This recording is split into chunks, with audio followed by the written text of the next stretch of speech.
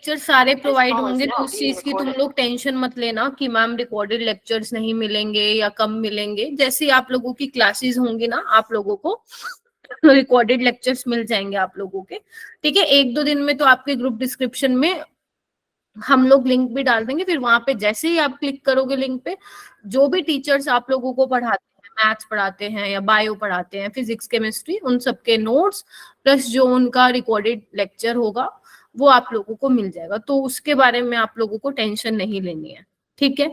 अच्छा, वैसे आप लोगों को अभी टेंशन होगी भी नहीं। क्यों नहीं होगी? देखो, मेरे को ना 4-5 चीजें आप लोगों से करनी है, ठीक है। तो आई होप कि काफी मोस्ट ऑफ द स्टूडेंट्स ने ज्वाइन कर लिया है।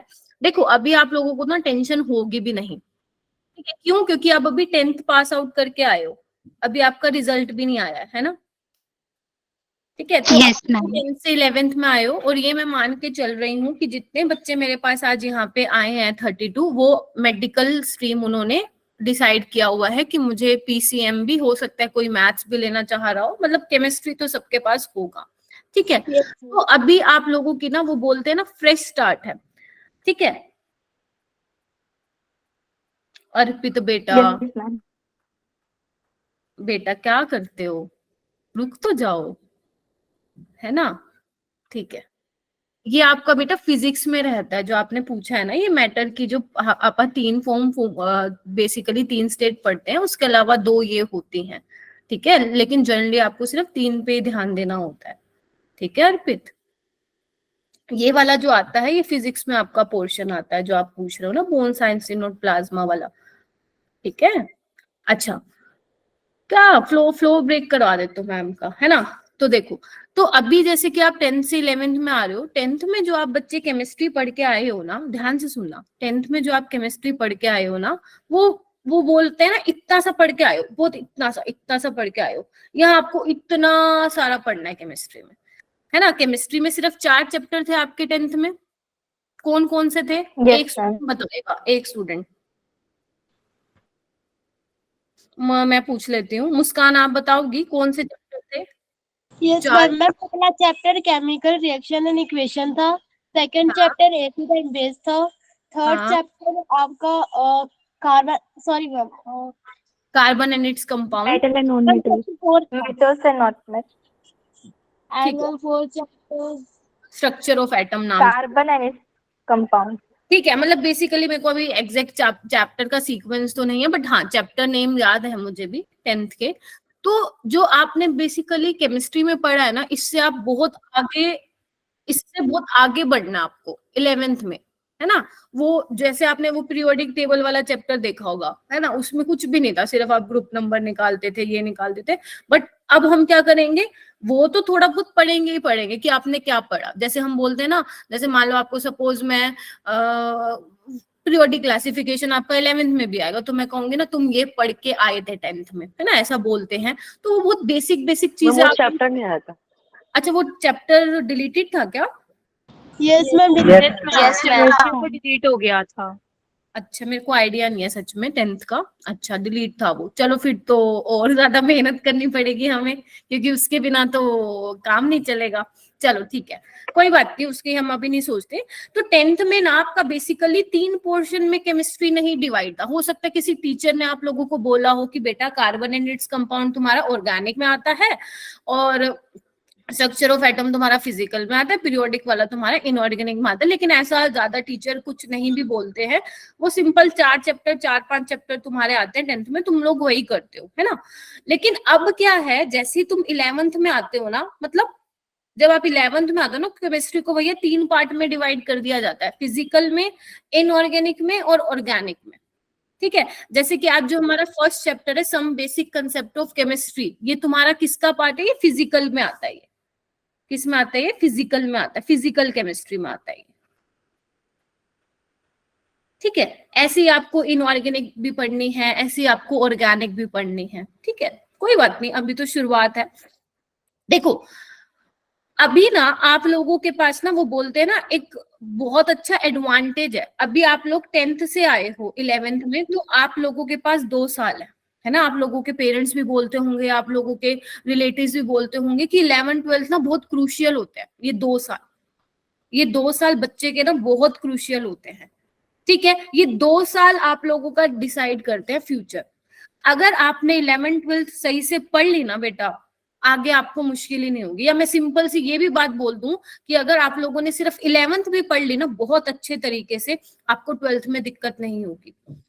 इससे जो मैं पहले बैचेस ले रही थी उसमें बच्चों को प्रॉब्लम आती थी 12th में, क्यों? क्योंकि उन्होंने 11th नहीं पढ़ा सही से, कुछ कोविड की वजह से हो गया या कुछ ने हल्के में ले लिया 11th को कि चल यार 11th ही तो है, अभी तो आए हैं, 12th में बोर्ड होगा तो चल हम 12th में पढ़ लेंगे। लेकिन आप लोगों को ऐसा नहीं करना है, क्योंकि आप लोगों ने अभी मन बना लिया है कि मैंने तो 2 साल बहुत जमकर मेहनत करनी है, 11वीं में भी और 12वीं में भी। तो ये मानकर अपने पढ़ाई किया करो, यही मानकर क्लास में आया करो, कोई भी क्लास हो, मेरी हो, बायो की हो, या स्कूल में भी आप लोग पढ़ोगे तो ये मान के आपको माइंड सेट अपना ऐसा रखना है कि मुझे 2 साल जम के मेहनत करनी है। टाइम लंबा है लेकिन ये बहुत ज्यादा क्रूशियल है। ये 2 साल डिसाइड करेगा आप आगे क्या करने वाले हो, ठीक है। क्योंकि आप लोगों ने बच्चे बायोलॉजी ली है तो यानी कि आप लोगों को नीट का एग्जाम देना पड़ेगा। Yes, Yes. ma'am. और Yes, नीट का ma'am. एग्जाम थोड़ा सा मैं ओवरव्यू दे Yes, देती हूँ। ma'am. नीट का एग्जाम 720 मार्क्स का होता है बच्चा तुम्हारा, 720 मार्क्स का होता है तुम्हारा नीट का, जिसमें आपके 45 क्वेश्चन रहते हैं फिजिक्स के, 45 रहते हैं केमिस्ट्री के एंड 90 क्वेश्चंस रहते हैं केमिस्ट्री उसके बायोलॉजी के। 4 मार्क का एक क्वेश्चन होता है, 1 नंबर की नेगेटिव मार्किंग होती है। अगर एक क्वेश्चन गलत तो 5 नंबर गए, ठीक है। 4 नंबर वो गए जो गलत हुआ है, 1 नंबर नेगेटिव में गया, तो 5 नंबर आप लोगों के गए, ठीक है। अच्छा, तो नीट में बायोलॉजी का जो है ज्यादा है क्योंकि उसमें बॉटनी जूलॉजी आ जाती है, वो मैम आपको बता देंगे। केमिस्ट्री में आपके बच्चे हाँ सभी एमसीक्यूज होते हैं। जेई में तो क्या होता है, न्यूमेरिकल आंसर टाइप भी होते हैं, बट हमारे नीट में सारे एमसीक्यूज होते हैं, ठीक है। तो 45 क्वेश्चंस के, वैसे तो होते तो 50 क्वेश्चन है। सेक्शन ए में आपको 35 क्वेश्चंस अटेम्प्ट करने होते हैं, सेकंड वाले सेक्शन में आपको out of 15 you have to attempt only 10 question, ठीक है। तो ओवर आपको 45 क्वेश्चंस जो है केमिस्ट्री में अटेम्प्ट करने होते हैं। मैम स्ट्रेटेजी क्या बनाए, क्योंकि अभी से हमें बेटा प्रिपरेशन स्ट्रेटेजी अपनी रखनी पड़ेगी, ठीक है। तो आज क्योंकि फर्स्ट डे है तो मेरा थोड़ा सा ज्यादा फोकस इसी पे ही रहेगा कि आपको बता के चलूं आपको कैसे चलना है, ठीक है। हाँ, क्या पूछ रहे हो बेटा नबिता? मैम नेगेटिव मार्क, हाँ जी बेटा नेगेटिव मार्किंग तो होती है, वरना सारे टॉप नहीं कर जाएंगे, है ना? समझ रहे हो मेरी बात? ठीक है। तो हमारा क्या स्ट्रेटेजी रहने वाली है पूरे साल और 12th में भी, मतलब अपना 2 साल बना के चलो। अभी तो मैं आपको ये वाला साल तो मैं पढ़ा ही नहीं हूँ, तो ये पूरे साल 11th में हमारा क्या स्ट्रेटेजी रहने वाली है वो ध्यान से सुनो, ठीक है। क्लास में मैं तुम्हें पढ़ाऊंगी, ठीक है। क्लास में जो मैं कराऊंगी उसके बाद तुम्हें असाइनमेंट बोल दो, मॉड्यूल बोल दो, या क्लास में हो सकता है कि सपोज क्लास जब मैं खत्म करूंगी तो 10 क्वेश्चन है, उसमें से मैं 5 ही करवा पाई या 2 ही क्वेश्चन तुम लोगों को करा पाई, तो बाकी जो भी बचेंगे वो एज अ होमवर्क लेके चलोगे तुम, ठीक है। उसके बाद तुम्हें असाइनमेंट बोल दो, मॉड्यूल बोल दो, वो मिलेगा, उसमें बहुत सारे क्वेश्चन होंगे, वो लगाना है। उसमें आलस नहीं करना, आप लोगों को लेजी नहीं होना है।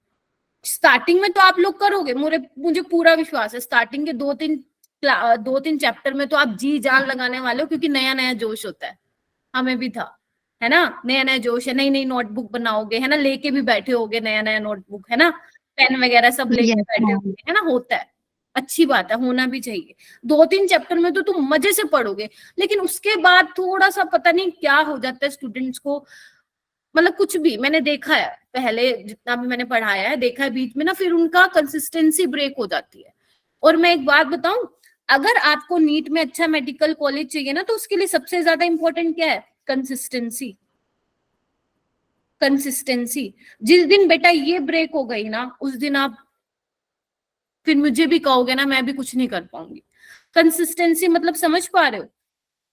रेगुलरिटी हर Yes, ma'am. क्लास में। अब जैसे मान लो मेरी क्लास में अभी बच्चे बैठे हैं, 41 स्टूडेंट्स हैं यहाँ पे, 40 अराउंड लगा लो, अराउंड 41 स्टूडेंट्स बैठे हैं। तो ये जो 41 स्टूडेंट्स है, मैं ये मान के चल रही हूँ कि आप बहुत ज्यादा सीरियस हो। एंड आपको पता है आपको कौन सा बैच मिला है? अल्फा बैच मिला है। कौन सा बैच मिला है? अल्फा। अल्फा। अल्फा बैच के बारे में आप लोगों को पता है? ये हमारा मैम टॉप बैच है। मतलब इसमें आप वो वाले स्टूडेंट्स यहाँ पे बैठे हो जो क्या कर सकते हैं, रिजल्ट ला सकते हैं। लेकिन ऐसा नहीं है कि मैं ये बोल के आप लोगों को चढ़ा रही हूँ, नहीं, ऐसा नहीं होना चाहिए। अगर आप इस बैच में हो तो आपको जो अपॉर्चुनिटी मिली है उसको आपको प्रूव भी करना है, ठीक है? उसको आपको प्रूव भी करना है कि मैं अल्फा बैच का स्टूडेंट हूं, तो मुझे इस हिसाब का पढ़ना है कि मैं अपने टीचर्स को लेट डाउन नहीं कराऊंगा या कराऊंगी। मुझे अपना टेस्ट में अच्छा करना है, मुझे जो असाइनमेंट मिलेगा, जो क्वेश्चन मिलेगा, मुझे वो करना है। मैं अपना काम ईमानदारी से करूंगा पूरे साल। अगर आपने ये बात सोच ली कि मैं अपना काम ईमानदारी से करूंगा, मैं कंसिस्टेंट रहूंगा क्लास में भी, अपना स्टडी में भी, तो कर जाओगे। तो आपको कोई भी नहीं रोक सकता है। आज लिख लो ये वाली बात, no one can stop you if you are consistent throughout the year, ठीक है? ओके, तो कंसिस्टेंसी तो इंपॉर्टेंट है। अगर आप लोग यहाँ पे 40 बच्चे बैठे हो, अभी यहाँ पे 39 हो गए, ठीक है?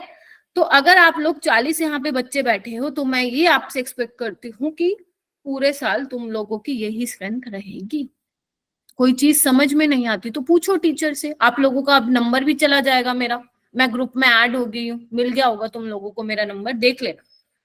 कुछ भी हो मैसेज कर दो कि मैम ये आपने क्लास में कराया था, मुझे समझ में नहीं आया है, आप दोबारा से बता दो, मैं आपको बता दूंगी। ट्राई करना कि क्लास में आने से पहले, मुझे डाउट दो, क्योंकि क्या होता है ना, क्लास में आप लोग मुझे भेजोगे, फोटो भेजोगे, स्क्रीनशॉट भेजोगे, तो आधा टाइम तो मैं वो फोन उठा के आप लोगों का फोटो देखने में लगा दूंगी। तो इससे बेटर है कि आप वो मुझे पहले भेज दो, ठीक है? चलो, ये वाली बात तो हो गई कि आप लोगों को कंसिस्टेंट रहना है। प्रिपरेशन कैसे करनी है? देखो, नीट का जो पेपर होता है ना, एनसीईआरटी बेस्ड होता है।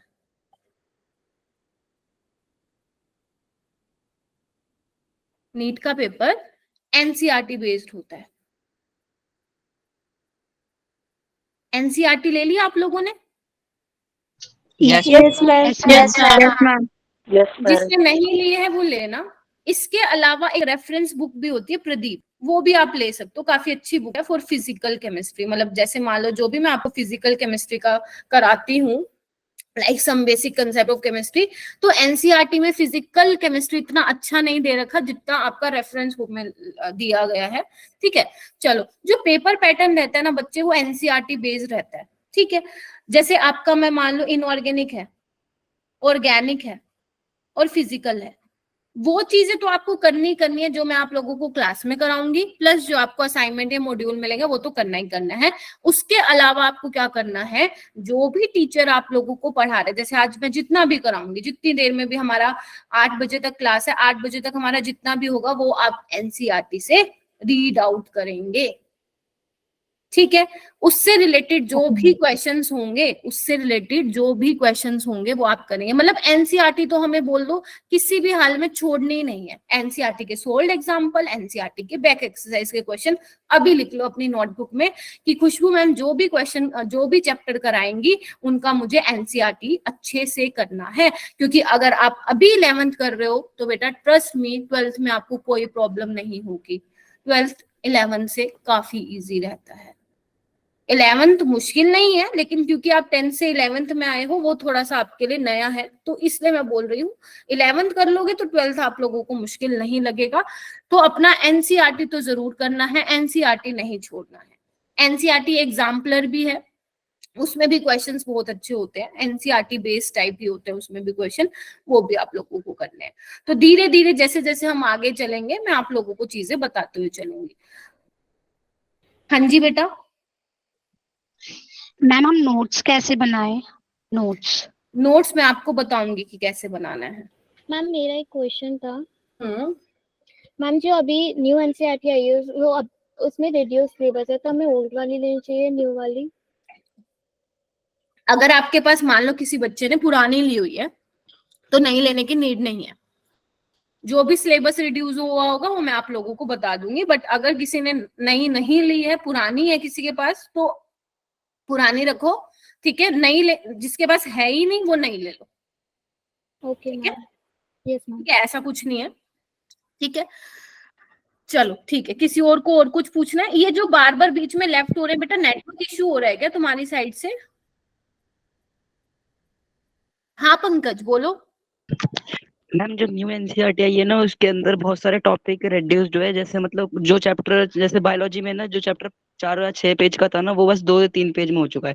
तो नई एनसीईआरटी लेनी पड़ेगी ना, पुरानी एनसीईआरटी तो थोड़ा मतलब टाइम वेस्ट ही होगा उसके अंदर। तो वो तो देखो, वो टीचर आपको बता देगा कि बेटा ये टॉपिक रिड्यूस हुआ है, वो मत करना। समझ लो, हाँ सिंपल बात है। अगर नहीं लेना चाहते नहीं ले लो, क्योंकि बायो में हुआ है, केमिस्ट्री में इतना नहीं हुआ है। ठीक है, बायो में भी था, 10th में भी जो रिड्यूस हुआ था वो हमने पढ़ा ही नहीं था, तो इस बार हाँ, भी तो ऐसा ही होगा। हाँ, अगर मान लो जो चीज नहीं आ रही है वो हम नहीं, मतलब आप लोगों को नहीं पढ़नी है। ठीक है, समझ रहे हो? चलो ठीक है। यहाँ पे मेरे बैच में बॉयज कितने हैं, एक बार हैंड रेस करोगे?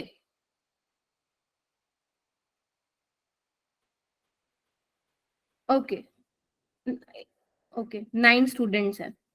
ठीक है ठीक है ठीक है, ओके ओके ओके, ठीक है। तो हम स्टार्ट करें फिर आज का? Ma'am yes Yes, ma'am. Yes ma'am.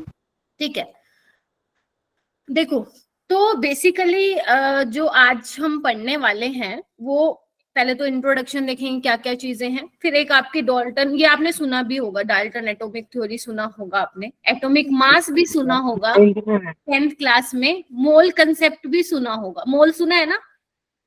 Yes questions भी करेंगे हम लोग। ठीक है, लेकिन क्योंकि मैंने आप लोगों को इतना लंबा चौड़ा ज्ञान दिया है, तो हो सकता है कुछ आगे पीछे हो जाए आज, उसकी तुम टेंशन मत लो, वो हम कवर तो कर ही लेंगे, क्योंकि पहला दिन था, आप लोगों को समझाना जरूरी था चीजें जो आप लोगों के लिए जरूरी है। पढ़ाई तो देखो पूरे साल करनी करनी है। देखो बच्चे, एक चीज ना ध्यान रखना, जो भी टीचर तुम्हें पढ़ाता है ना, मान लो जैसे मैं, मान लो तुम्हारी 1.5 घंटे की क्लास ले रही हूँ, 100 में से तुम्हें 80% समझ में आता है, 70% आता है, 90% हो सकता है कोई बच्चा क्लास में कहेगा मुझे पूरा समझ में आ गया। तो वो जब क्वेश्चन लगाने जाएगा ना, तब पता चलेगा उसको कितना समझ में आया है।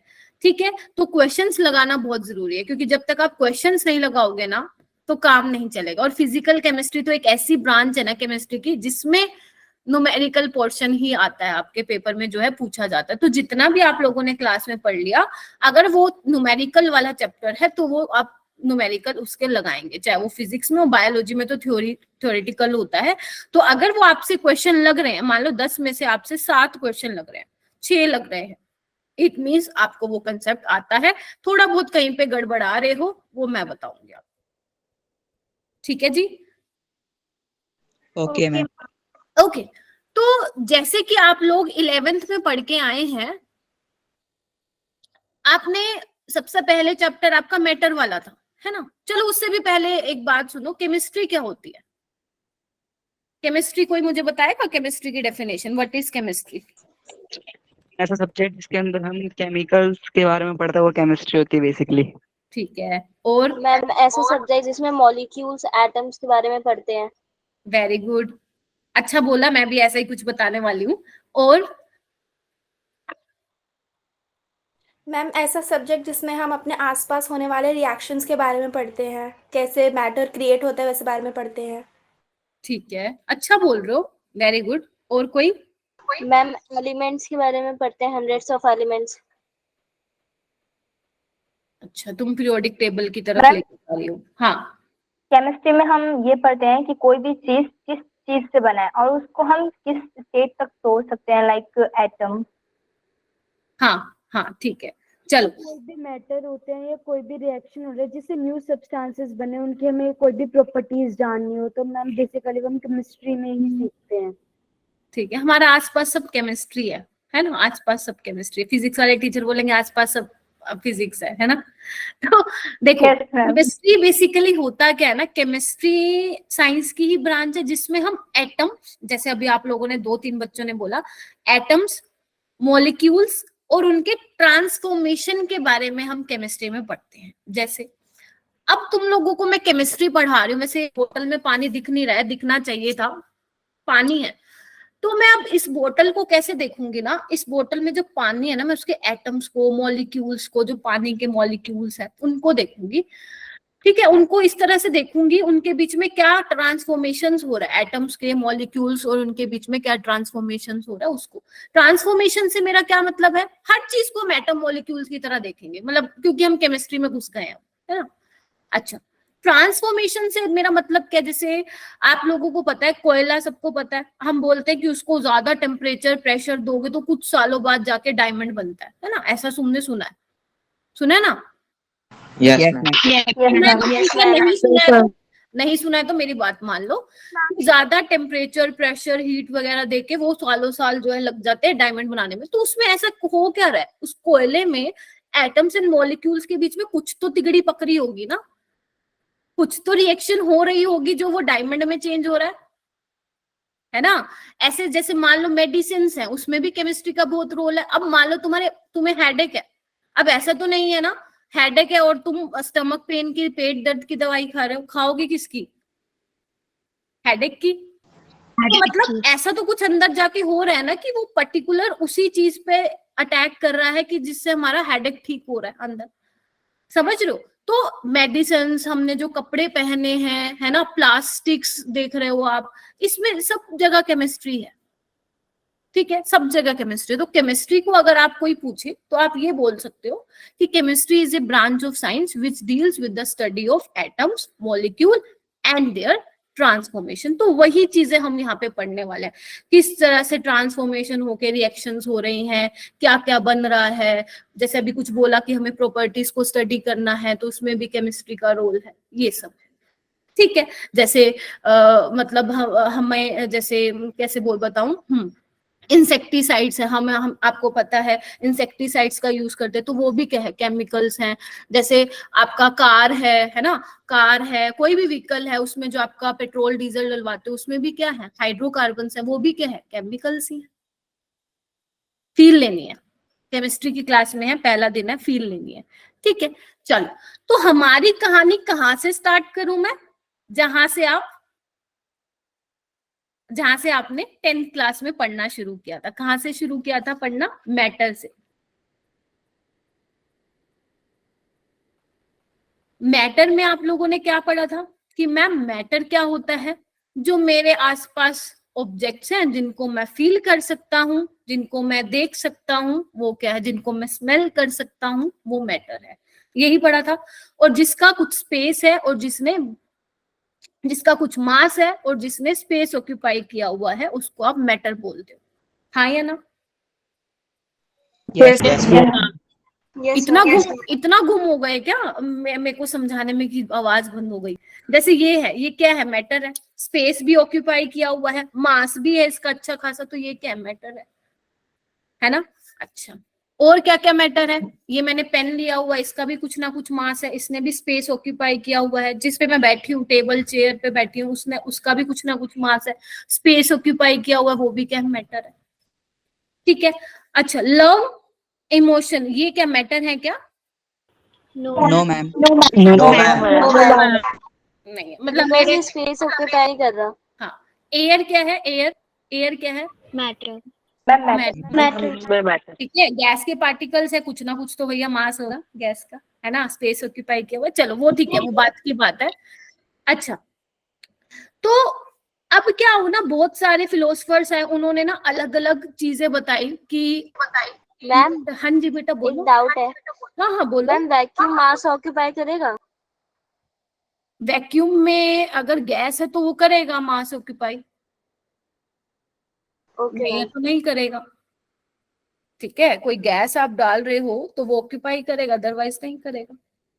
चलो, अच्छा चलो ये छोड़ो। अच्छा, इसके बाद ना बहुत सारे फिलोसफर आए, जैसे देखो हर किसी ने अलग अलग बात बोली। वो बोलते हैं कि हमारे अराउंड जो भी ऑब्जेक्ट है वो 5 बेसिक एलिमेंट से बने। ये मैं जल्दी जल्दी आप लोगों को बताऊंगी क्योंकि ये हमारा 11th के कहीं पेपर में नहीं आने वाला, बिकॉज क्योंकि आप 10th से 11th में आए हो, तो बहुत सारी चीजें हैं जो आप लोगों को मुझे बतानी पड़ेंगी, जो आप लोग 10th में पढ़ के आए हो, बाकी ये पेपर में नहीं पूछेगा, ठीक है। अभी आज फर्स्ट क्लास में मैटर के बारे में बात करूंगी, उसके बाद और चीजें पढ़ेंगे, ठीक है। Earth, fire, water, air and sky, ठीक है। फिर इंडियन फिलोसफर आए थे कन्नड़, उन्होंने क्या कहा था कि matter was composed of very small indivisible particle, जिनको क्या नाम दिया था उन्होंने? परमाणु। परमाणु नाम दिया। चलो ठीक है, परमाणु नाम दिया। फिर उसके बाद कौन आए? और भी आए भाई फिलोसफर। उन्होंने ये बोला कि जितने भी मैटर है वो compose of tiny building block, जो कि हार्ड होते हैं, जिनको हम देख नहीं सकते। मतलब बहुत सारे हैं जिन्होंने डेफिनेशंस दिए अलग अलग। ठीक है, फिर डेमोक्रिटस, उन्होंने कहा कि इन जो ये बिल्डिंग ब्लॉक्स नाम दे रहे हो आप, उसको नाम क्या दिया उन्होंने? एज एटम्स, मतलब इनडिविजिबल। उन्होंने कहा कि एटम को तो भैया सबसे छोटा है वो एटम, उसको आप और तोड़ोगे तो वो नहीं टूटेगा, यही बोला था उन्होंने। ठीक है, तो इनकी अलग अलग फिलोसफी थी मैटर को लेके। मतलब उनका कोई ऐसा एक्सपेरिमेंट नहीं करके देखा, ना ही कोई साइंटिफिक इसका ट्रुथ था, कुछ भी नहीं था, बस ठीक है अलग अलग आए, उन्होंने अलग अलग डेफिनेशन दी। ठीक है, उसके बाद डाल्टन आया, जिसने फर्स्ट जो है थ्योरी डेवलप की मैटर पे। ठीक है, बाद में जाना गया डाल्टन, उसकी थ्योरी को किस नाम से जाना गया बच्चा? डाल्टन एटॉमिक थ्योरी के नाम से जाना गया, डाल्टन थ्योरी के नाम से जाना गया। ठीक है, ये थ्योरी आप लोगों ने पढ़ी है? कोई मुझे बताएगा? Yes ma'am.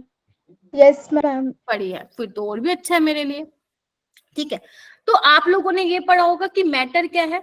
Is made up of, किससे मिलके बना है मैटर? छोटे छोटे पार्टिकल से मिलके बना है। उन छोटे छोटे पार्टिकल को आप लोगों ने नाम क्या दे दिया? एटम का नाम। सही बोल रही हूँ? Indivisible particle. ये किसने बोला था? डाल्टन ने बोला था कि वो एटम जो सबसे छोटा, उसको और चाकू से काटोगे तो वो नहीं कटेगा। ठीक है, फिर उन्होंने कहा कि जितने भी एटम्स है गिवन एलिमेंट, सपोज मैं सोडियम की बात कर लूं, सोडियम आपका एलिमेंट है, तो इसके जितने भी एटम्स होंगे उनका मास, उनका शेप, उनका साइज, वो क्या होगा? सेम होगा हर रिस्पेक्ट में। ठीक है, फिर वो कह रहे हैं कि एटम को ना तो आप क्रिएट कर सकते हो, ना ही डिस्ट्रॉय कर सकते हो एनी केमिकल प्रोसेस। ना तो आप उसको क्रिएट कर पा रहे हो, मान लो आप कोई भी केमिकल रिएक्शन करा रहे हो, ना वो खत्म हो रहा है ना वो बन रहा है। फिर वो कह रहे हैं कि डिफरेंट एलिमेंट्स के एटम जो होते हैं डिफरेंट होते हैं नेचर में, लेकिन ये बात ध्यान रखना, जो जितने इसने पोस्टुलेट्स बोले हैं ना, ये बाद में जाके हो गए गलत प्रूफ। कोई मुझे बता सकता है क्या एटम इंडिविजिबल है? अगर एटम इंडिविजिबल है तो भैया इलेक्ट्रॉन, प्रोटॉन, न्यूट्रॉन कहाँ से आ गए? ये तो इनसे भी छोटे हैं। है ना? और अगर एक एलिमेंट के सारे एटम्स आइडेंटिकल इन साइज हैं तो भैया आप लोगों ने आइसोटोप पढ़ा होगा। उसमें आप पढ़ते हो मैम कार्बन का 12 आइसोटोप, कार्बन का 13 और कार्बन का 14 आइसोटोप पढ़ते हो, है ना? यही पढ़ते हो। ये तो सेम नहीं है, इनका मास तो अलग अलग है, एक का 14 है, एक का 13 है, एक का 12 है। समझ रहे हो चीजों को? Yes ma'am. ठीक है, अच्छा, फिर आप उसके बाद आते हो मैटर की क्लासिफिकेशन पे। ये बहुत सिंपल सा है, इसलिए मैंने उसको डिटेल में भी नहीं जाऊंगी मैं इसके, क्योंकि आप लोग बहुत अच्छे से रट रट के आते हैं ये वाली चीजें। आपको पता है अगर आप मैटर को क्लासिफाई करते हो फिजिकल बिहेवियर पे, आप क्या पढ़ते हो? 3 स्टेट पढ़ते हो मैटर की, होती 5 है। अभी एक स्टूडेंट ने, अर्पित ने मुझसे पूछा था बोन, साइंसिन और प्लाज्मा के बारे में। वो 4th और 5th फॉर्म होती है आपके मैटर की। पहली सॉलिड, लिक्विड, गैस। 4th होती है आपकी, मैं लिख भी देती हूँ यहाँ पे, प्लाज्मा और बोस आइंस्टीन। और जितनी जल्दी मैं ये लिख रही हूँ ना, इतनी जल्दी इसको मैं इरेज भी कर दूंगी। क्यों इरेज कर दूंगी? क्योंकि मुझे ये, बताओ क्योंकि मुझे ये नहीं पढ़नी है। हमारा जो मेन फोकस रहेगा, बेशक चाहे आप 11th में जाओ चाहे आप 12th में जाओ, जो आपका मेन फोकस रहेगा वो किस पे रहेगा? सॉलिड, लिक्विड और गैस। क्या मुझे सॉलिड्स के बारे में बताना जरूरी है या आप लोगों से पूछूं? एक काम करते हैं, मैं अर्पित से ही चलो पूछ लेती हूँ। अर्पित मुझे सामने दिख रहा है, सॉलिड बता दो बेटा, सॉलिड के बारे में बता दो। तुम लोगों से ही पूछती हूँ और खत्म करती हूँ इसको। मैम जिसकी इंटरमॉलिक्यूलर फोर्सेस ऑफ अट्रैक्शन सबसे ज्यादा हो। ठीक है, अगर मैं एक तुम्हें बॉक्स दे दूं और मैं कहूंगी मैंने तुम्हें इसमें तुम्हें बॉल्स डालनी है, तो उस बॉल्स को किस तरह से डालोगे कि वो अच्छे से क्या हो जाए? क्लोजली पैक्ड हो जाए, उनके बीच में कम से कम स्पेस बचे। ठीक है, तो अगर उनके बीच स्पेस कम से कम है, इट मीन्स उनके बीच जो इंटरमोलिकुलर फोर्सेस ऑफ अट्रैक्शन है वो काफी ज्यादा स्ट्रोंग है। बोलो हाँ या ना? ठीक है, बोलो। Yes, ma'am. और क्या पढ़ते हो आप लोग? मॉलिक्यूलर डिस्टेंस इसमें बहुत शॉर्ट होता है। हाँ, इंटरमोलिकुलर डिस्टेंस वो तो पास पास है तो शॉर्ट ही होंगे। वॉल्यूम एंड शेप क्या होता है उनका? डेफिनेट होता है। Yes ma'am. ठीक है, अच्छा, ओके। और कोई कुछ बता सकता है इसके बारे में? इंटरमॉलिक्यूलर फोर्सेस हाँ, वो हो गया, वो हो गया, वो हो गया। ठीक है, अच्छा, अगर मान लो आपने इसमें बॉल्स रख दिए हैं, वो आपस में बहुत क्लोजली पैक्ड है, मतलब बहुत जितना टाइट उसको आप डाल सकते हो बॉल्स को, वो आपने डाल दिया है। अब उनके पास, बेचारों के पास मूव करने की जगह नहीं है, वो बेचारे ऐसा फंसा बैठे हैं। ठीक है, लेकिन इनमें क्या होता है, एक वाइब्रेशंस भी होती है, अगर आपने सुना हो। वाइब्रेशन बोलते हैं उसको, वाइब्रेट, कंटिन्यूसली वाइब्रेट तो वो करते हैं। माना कि वो इधर उधर भाग नहीं सकते, लेकिन वो कंटिन्यूसली वाइब्रेट करते हैं। ठीक है, अगर मान लो तुम इसमें से कुछ बॉल निकाल दो, तो वो फिर मैं वो लिक्विड की कैटेगरी में डाल दूंगी। ठीक है, अभी तो मैं बोल रही हूँ तो तुम सॉलिड समझ रहे हो। लिक्विड की बात करूं तो उसमें क्या होगा, intermolecular force of attraction weak होंगे as compare to solid. Yes, ma'am. Yes ma'am. अच्छा, उनका वॉल्यूम और शेप के बारे में क्या ख्याल है? वॉल्यूम तो डेफिनेट रहेगा, लेकिन शेप नहीं रहेगा डेफिनेट। जैसे अगर मैं मान लो इसमें 500 ml पानी है, तो मैं इसको किसी और कंटेनर में डालूंगी तो वॉल्यूम तो फिक्स ही रहने वाला है। लेकिन अभी वो इसने पानी दिखाना चाहिए था, पानी, वैसे कोई बात नहीं। इसमें जो पानी अभी बोतल की शेप ली हुई है, उसको किसी कंटेनर में डाल दूंगी तो वो किसकी शेप ले लेगा? कंटेनर की। वो कंटेनर तुम पतीला ले लो, कुछ भी ले लो, है ना, यही बोलते हो तुम। ठीक है, फ्लो करने की टेंडेंसी होती है लिक्विड्स में। गैसेस का क्या ख्याल है भैया?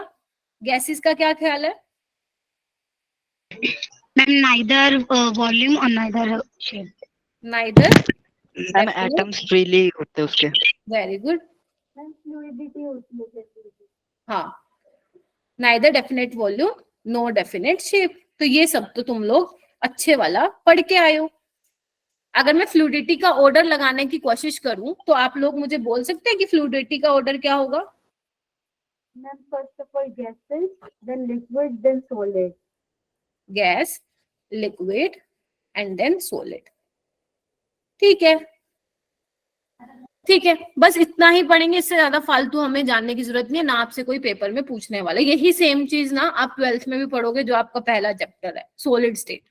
ठीक है, चलो कोई नहीं। On the basis of chemical behaviour, आपको पता है प्योर सब्सटेंस और मिक्सचर्स आप लोग पढ़ते हो।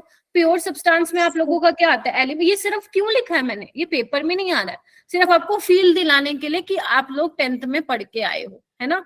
चलो, प्योर सब्सटेंस में आप क्या बोलते हो? एलिमेंट बोलते हो। और कंपाउंड एलिमेंट आप बोलते हो एक ही टाइप का एलिमेंट है। जैसे मान लो सोडियम का ले रही हूं मैं, है ना, ऑक्सीजन की बात कर रही हूं मैं, है ना, तो वो किस, गोल्ड की बात कर रही हूँ, सिल्वर की बात कर रही हूँ। तो एक जैसे मान लो मैं गोल्ड की बात कर रही हूँ, सारा वो पूरा का पूरा क्या है, उसके में जो सारा का सारा कंपोजिशन है वो यूनिफॉर्म है। वो अलग बात है कि मिलावट हो रखी है उस गोल्ड में, उसकी मैं बात नहीं कर रही हूँ। ठीक है, तो मैं उसको प्योर मानूंगी। कंपाउंड क्या बोलते हो आप? कंपाउंड क्या बोलते हो? वो भी प्योर है, Yes, ma'am. है ना। जैसे एग्जाम्पल आप लोग क्या करते हो? Water, H2O। गोल्ड का सिंबल AU होता है। ठीक है, मिक्सचर्स में आप लोग क्या बोलते हो? मिक्सचर में आप दो टाइप के मिक्सचर पढ़ते हो, होमोजीनियस मिक्सचर पढ़ते हो और हिट्रोजीनियस मिक्सचर पढ़ते हो। होमोजीनियस में क्या होता है? सोल्यूशन अच्छे से मिक्स हो जाता है। Uniform composition through out. Very good. Ma'am uniformly distribute होता है। ठीक है, सॉल्यूशन आप किससे मिलके बना होता है आपका? सोल्यूट प्लस सोलवेंट से। जैसे अगर मैं सोल्ट ले लूं, सोल्ट आपका सोल्यूट है, पानी आपका सोलवेंट है, तो पानी में नमक को मिलाओगे तो ऐसा तो नहीं है ना नमक अलग दिख रहा है ना, पानी वो अलग दिख रहा है, दोनों क्या है, यूनिफॉर्मली मिक्स हो जाएंगे, पूरा आपको पानी ही दिखेगा, है ना। वो क्या होता है आपका? होमोजीनियस होता है। हिट्रोजीनियस क्या होगा? जैसे सबसे अच्छा एग्जांपल आप लोग लेते हो सैंड और वाटर। पानी में आप सैंड को मिलाओगे तो पानी अलग दिखेगा, सैंड की लेयर अलग दिखेगी, यानी कि दो अलग अलग फेज है। फेज का मतलब समझ रहे हो? फेज, सॉलिड फेज है, लिक्विड फेज है या गैसियस फेज है। ठीक है, तो ये सबसे अच्छा एग्जाम्पल होता है। मिल्क कैसा होता है, हिट्रोजीनियस होता है या आपका होमोजीनियस होता है?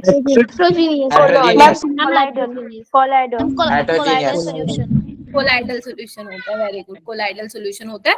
अगर आप मिल्क को थोड़ी देर बाद रख दोगे, या उसकी जगह में आप लस्सी भी ले सकते हो, अगर थोड़ी देर बाद रख दोगे तो आपको दिखेगा पानी अलग दिखेगा एंड लस्सी अलग दिखेगी, तो वो बेसिकली अलग अलग फेज में, तो आप उसको होमोजीनियस नहीं बोल सकते हो, हिट्रोजीनियस बोलोगे।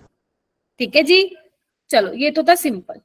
और मिक्सचर में जो आपके मिक्सचर जो होते हैं, मिक्सचर में जो भी आपके पार्टिकल्स होते हैं वो किसी भी रेशियो में होते हैं। जैसे मिक्सचर तो सबने खाई हुई है ना, भुजिया, है ना, वो जो भुजिया खाई है उसमें क्या होते हैं, भुजिया अलग होती है, मूंगफली भी होती है उसमें, है ना, छोटी छोटी वो दाल भी होती है।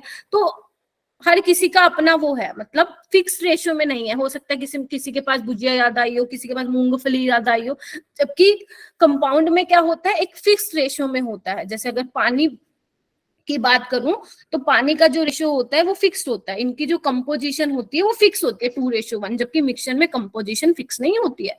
अगर आप पानी ले लो, आरओ का ले लो, ठीक है, आप लेक का पानी ले लो, जो रेशियो है वो फिक्स्ड ही रहेगी 2:1। ऐसा भी आपने पढ़ा होगा अपना 11th 10th में पढ़ा है ना, ठीक है। ये वाली चीजें दोबारा भी आएंगी, इसमें आप लॉज के बारे में पढ़ोगे, वहां पे मैं दोबारा बात करूंगी, इसलिए मैं ज्यादा डिटेल में नहीं जा रही हूँ अभी, ठीक है। अच्छा, अब आ जाओ नई वाली चीज, रिलेटिव एटॉमिक मास।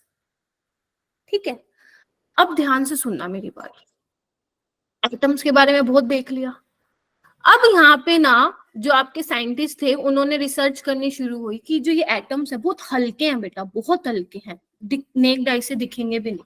उनका मास जानने का कोशिश किया, है ना, जो ये एटम्स है बहुत हल्के हैं, इनका मास जानने का कोशिश किया। अगर आप सोचते हो ना एक एटम को पकड़ के उसका मास निकाल लोगे, पॉसिबल, ठीक है, नहीं पॉसिबल। आपको बहुत सारे एटम्स का इकट्ठे मास लेना पड़ेगा, उनका एवरेज निकाल के जो मास आएगा, विच इज कॉल्ड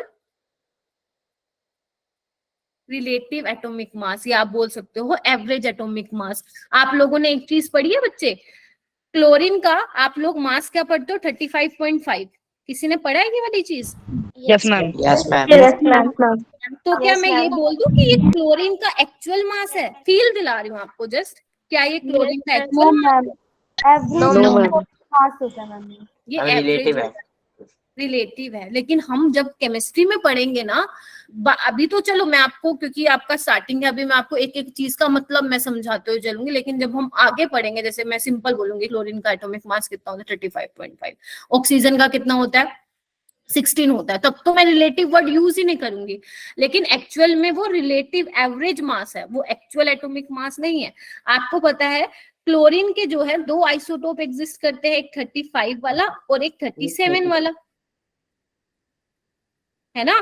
तो जब इन दोनों का एवरेज निकाला वो कितना आया, 35.5 आया, ठीक है, जिसको क्या बोला गया है, तो ये एक्चुअल मास नहीं है, ये क्या है, रिलेटिव एटॉमिक मास। ठीक है, चलो ये वाली चीज तो हो गई, ठीक है। अब क्या हुआ ना, अब आपके पास, आपने सुना होगा सोडियम है, आपके पास हीलियम है, ये सब है, इनके आप मास करके मास पता करते हो कि कितना एटॉमिक मास है। तो डाल्टन के दिमाग में क्या आया, उसने ये किया कि देखो क्या लिखा हुआ है, this is done by expressing mass of one atom with respect to a fix standard. अगर हम एक स्टैंडर्ड मान ले तो उसके रिस्पेक्ट में हम किसी का मास निकाले तो वो हमारे लिए ज्यादा इजी रहता है ना। मान लो जैसे आपकी क्लास में एक बच्चा है, उसके 100 में से 90 मार्क्स है, हाईएस्ट है ना। अब दूसरा बच्चा आया, उसके हैं कितने, 85 मार्क्स है, तीसरा बच्चा है उसका 80। तो आप अपने मार्क्स किससे कंपेयर करोगे, जिसके मार्क्स 100 में से 90 हैं, क्योंकि उसने एक स्टैंडर्ड सेट कर दिया, बेंचमार्क सेट कर दिया कि भैया तुम मेरे 90 हैं, अब बाकी जो है उसके कंपैरिजन में देखेंगे कि मेरे उस टॉपर से कितने कम रह गए, हाँ या ना। तो यहाँ पे भी जब हमें किसी का एटॉमिक मास जाना है तो हम एक का फिक्स कर लेंगे और उसके कंपैरिजन में बाकी का मास, आ भाई तू कितना है इसके कंपैरिजन में, चल तू कितना है इसके कंपैरिजन में, आजा चल, ठीक है। तो सबसे पहले गया जो डाल्टन था, उसने हाइड्रोजन को यूज किया एज अ स्टैंडर्ड। पेपर में नहीं आएगा लेकिन पता होना चाहिए कि ये चीजें कैसे कैसे हो रही है, ठीक है।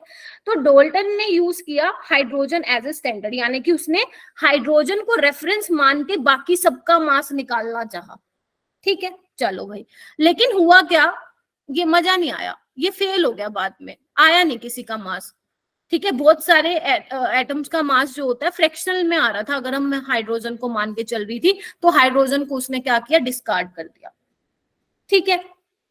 ये किया गया ऐसे एक्सपेरिमेंट, ऐसा क्यों हुआ मैम, यही क्यों लिया, यही क्यों नहीं हुआ, ये सब एक्सपेरिमेंट हुए हैं, ठीक है। अब हम ये नहीं कह सकते कि मेरा ये हैंड राइट क्यों है, मेरा ये हैंड लेफ्ट ही क्यों है, समझ रहे हो। फिर उसके बाद क्या आया, ऑक्सीजन आया, उसने फिर ऑक्सीजन को एज ए रेफरेंस मान के चला, ठीक है, ठीक है। जब उसने ऑक्सीजन को रेफरेंस मान के चला और ऑक्सीजन को मानकर दूसरों का मास निकाला, रिलेटिव एटॉमिक मास, तो वो कितना आया देखो, हाइड्रोजन के देखा तो ये आया मास of one atom of an element divide by mass of one hydrogen atom. सुनते जाओ, फील आएगी। अगर मैं, जब उसने ऑक्सीजन को रेफरेंस माना तो कैसे रिलेटिव एटॉमिक मास निकाला, मास of one atom of element, क्योंकि अभी हम एटम की बात कर रहे हैं, divide by 1/8 mass of one oxygen atom. यानी कि मुझे जो मास निकालना है वन एटम का, वो किसके बराबर हो गया, relative atomic mass into 1/8 mass of one oxygen atom. तो उसने क्या किया ना, ये दो चीजें लेके आया भाई, हाइड्रोजन भी ले आया, ऑक्सीजन भी ले आया। वो सोच रहा था चल हाइड्रोजन के रिस्पेक्ट में मुझे पता चल जाएगा इसका क्या मास है, ऑक्सीजन का पता चल जाएगा मुझे क्या मास है, ऑक्सीजन, एक सेकंड बच्चे, ऑक्सीजन के रिस्पेक्ट में मुझे पता चल जाएगा किसका मास है, लेकिन उससे काम चला नहीं, दोनों फेल हो गए। फिर उन्होंने क्या, किसको चूज किया बच्चे, कार्बन 12 को चूज किया। हाँ बोलो दिव्यांश। हाँ कोई पूछ रहा मैम मैं कह रहा था मैम, हाँ। इसमें 1/8 है, पर मैम जो आपने पीडीएफ प्रोवाइड की थी इसमें तो 1/16 था मैम, कहाँ पे, मैम ग्रुप में। अच्छा मैंने पीडीएफ नहीं किया था शेयर,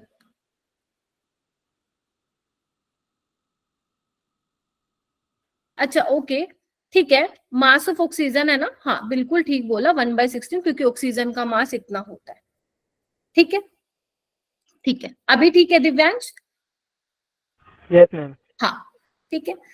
चलो, ये हाइड्रोजन और ऑक्सीजन तो फेल हो गया, इसकी बात छोड़ो, इसकी बात आज हमने करके छोड़ भी दी। हमारा मेन फोकस किस पे रहेगा, इस पे रहेगा, ठीक है।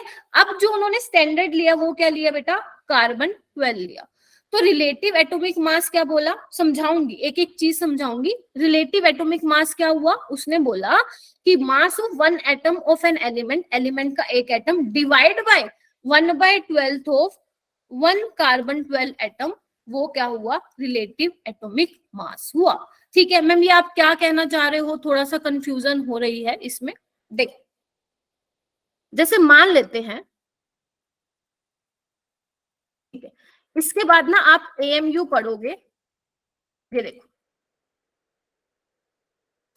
रिलेटिव एटॉमिक मास क्या हुआ,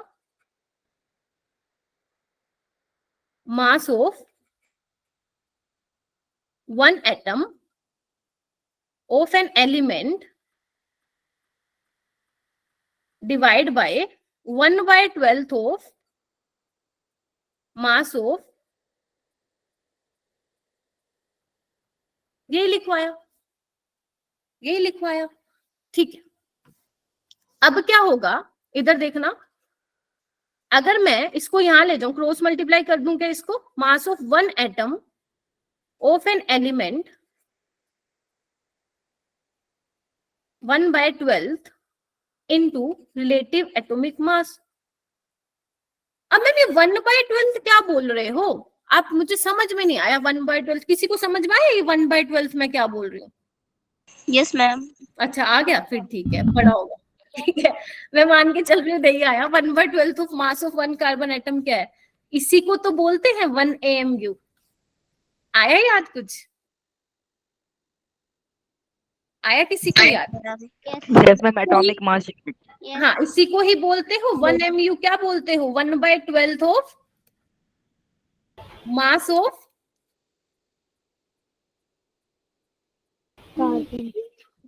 एटॉमिक मास यूनिट बोलते हो। जैसे कि ये एक्सपेरिमेंट किया गया, अगर मैं आप लोगों ने 10th में पढ़ा होगा, आपने क्या किया, कार्बन 12 का एटम लिया, उसको as a pizza slice consider कर लिया, है ना। तो आप लोगों ने क्या किया, उसके कितने हिस्से कर लिए? 12 हिस्से कर लिए। ये हो गए 12, देखना 12 हो गए क्या ये? 1 2 3 4 5 6 7 8 9 10 11 12। ये इक्वल पार्ट नहीं है, लेकिन हमें इक्वल पार्ट में लेने हैं, ठीक है। तो इसको मान के चलो पिज्जा स्लाइस है और आपने इसके 12 हिस्से कर दिए। तो जो ये वाला हिस्सा है ना, ये वाला देख पा रहे हो, ये एक पिज्जा का स्लाइस क्या है तुम्हारा? 1 atomic mass unit. 1 atomic mass unit. तो यही तो लिखा है 1/12 of mass of 1 carbon atom, ठीक है। अब इसी को ही रेफरेंस मान के भैया सबका निकाला गया, इसी को ही रेफरेंस मान के सबका निकाला गया। जैसे अगर मैं आपको बात करूं हीलियम, हीलियम का आप कितना पढ़ते हो? 4 AMU पढ़ते हो। इसका मतलब क्या हुआ कि जो हीलियम का मास है वो 4 गुना है इसका 1/12 का, यानी कि अगर आप इसके 4 स्लाइसिस ले लो तो वो किसके बराबर होगा? 4 AMU के बराबर होगा। बोलो हाँ या ना? Yes, अगर मान लो आपके पास तराजू है, एक जगह आप हीलियम का एटम रख रहे हो और एक जगह ये 4 स्लाइसिस रख रहे हो, तो उनका वेट क्या आएगा? बराबर आएगा, ठीक है। अगर मैं बात करती हूँ ऑक्सीजन की, तो ऑक्सीजन कितना होता है? 8 MU होता है, मतलब वो 8 गुना भारी है 1/12 of mass of 1 carbon atom. यानी कि अगर मैं इस पिज्जा के 8 स्लाइस ले लूं और एक तराजू में ऑक्सीजन एटम रख दूं, तो वो दोनों क्या होंगे? इक्वल होंगे। वो क्या होंगे? इक्वल होंगे। समझ में आई बात? तो ऐसे ऐसे करके क्या किया, कार्बन को रेफरेंस मान के हीलियम आया, भैया तू चल 4 गुना भारी है, आजा हट जा। फिर ऑक्सीजन आया 8 गुना भारी है, चल। समझ रहे हो मेरी बात? मैम मास लेते हैं ना? I am so sorry 16 AMU, so sorry. अभी ठीक है? अभी ठीक है ना? Yes, ma'am. ठीक है, हाँ ठीक है, सही है, याद दिला दे ऑक्सीजन का। ठीक है, ऑक्सीजन का देखा कि भैया तू इतना है, आधा चल। तो इस तरह से क्या हुआ, कार्बन को रेफरेंस मान के बाकी सबका मास निकाला गया, atomic mass unit. Atomic mass unit का मतलब क्या है? मास ऑफ 1 एटम। मैं अभी 1 एटम की बात कर रही हूँ, मैं मोल की तरफ तो आपको लेके ही नहीं गई अभी, ठीक है। तो ये फील आया कैसे सबका मास निकाला गया? Yes, ma'am. Yes ma'am. Yes ma'am. ठीक है, बहुत बढ़िया बात है, ठीक है। अब यहाँ पे देखो एटॉमिक मास यूनिट, ये मैं आपको ऑलरेडी बता चुकी हूँ। जैसे atomic mass unit is equal to 1/12 of mass of 1 atom of carbon 12 isotope, ठीक है। अच्छा, एक बार इधर देखना, अगर मान लो मुझे 1 AMU की वैल्यू निकालनी है तो क्या होगा? 1/12 into mass of 1 carbon 12 atom, यही है ना 1 AMU का मतलब, वो छोटा सा स्लाइस। Yes ma'am. बस ये वो छोटा सा स्लाइस है 1 AMU के बराबर। तो जब उसका मास, जो कार्बन एटम लिया है, जब उसका मास किया गया है ना, वो इतना आया। मतलब आपको ये नहीं कहना कि कहाँ से आया, कैसे आया, जब किया तो इतना आया। तो 1/12 इंटू मैंने 1.99 इंटू 10⁻⁻23 किया, तो मुझे क्या मिला? इतना ग्राम मिला। यानी कि 1 AMU जो ये 1/12वां हिस्सा है उसका, पिज्जा स्लाइस का, वो कितने ग्राम का हुआ? जल्दी बोलो।